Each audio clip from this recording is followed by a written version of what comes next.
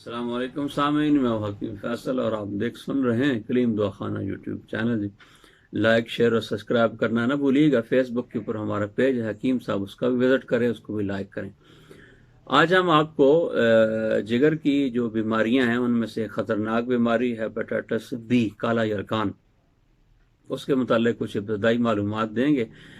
جتنے بھی ہیپاٹائٹس ہیں جی، ان کے اندر سب سے خطرناک وائرس جو ہے یہ ہیپاٹائٹس بی کا ہے، کالے یرقان کا یہ ہے۔ اس کی بڑی وجہ یہ ہے کہ اس کا وائرس جو ہے یہ بڑا ایکٹیو ہوتا ہے اور سرحدوں کے اوپر آ کے لڑائی کرتا ہے جی،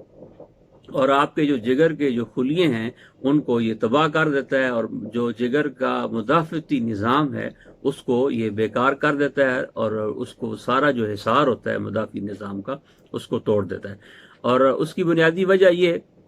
کہ یہ جو جگر کے خلیے ہوتے ہیں، خلیے کے اندر بھی ایک نظام ہے، اس کے اندر جو مایع ہوتا ہے نا، اس کے اندر یہ زہر پیدا کرتا ہے، جس کی وجہ سے وہ سارا نظام دھرم برم ہو جاتا ہے،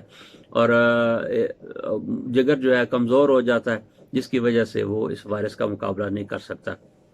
اگر آپ اس کا بر وقت علاج نہیں کرتے، بر وقت آپ تشخیص نہیں کرتے، تو یہ مرض جو ہے یہ جان لیوا بھی ہو سکتا ہے جی، بنسبت دوسرے جو ہیں بی اے ہے یا سی ہے یا اور ہیں ان سے یہ زیادہ خطرناک ہوتا ہے۔ تو اگر اس کی علامات کے اندر دیکھیں تو سب سے پہلی علامت اس کے اندر جو زہر ہوتی ہے وہ ہے کہ چہرے کا رنگ خون کی کمی کی وجہ سے پھیکا پڑ جاتا ہے، آنکھیں جو ہیں بے نور ہو جاتی ہیں، چہرہ جو ہے یہ پچک جاتا ہے، وزن کم ہو جاتا ہے، دن بدن وزن کم ہوتا ہے، تھکن کمزوری ہر وقت رہتی ہے، پیشاب گہرے پیلے رنگ کا آتا ہے، بھوک بند ہو جاتی ہے، پیٹ کے اندر درد کی شکایت، اور جگر اور تلی جو ہے یہ بڑھ جاتی ہے۔ جگر آپ کے مقام پسلیوں کے مقام پہ آپ ہاتھ لگائیں گے اور اس کی پچھلی بیک سائڈ کی اوپر ہاتھ لگائیں گے تو آپ کو وہاں درد محسوس ہوگا۔ چڑچڑا پن ہے، پیاس جو ہے وہ لگی رہتی ہے، منہ کا ذائقہ خراب ہوتا ہے، دل کی دھڑکن تیز ہو جاتی ہے، سانسیں پھولتی ہیں، جسم ہڈیاں ٹوٹتی رہتی ہیں ہر وقت۔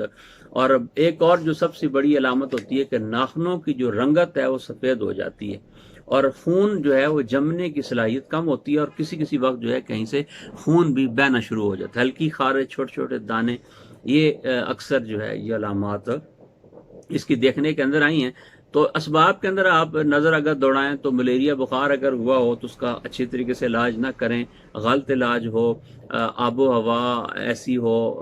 نامناسب آب و ہوا، اس کی وجہ سے وائرس پھیل جاتا ہو، یا سرد خشک اشیاء کا زیادہ استعمال، تو یہ بھی اس کی وجہ بن سکتا ہے۔ تو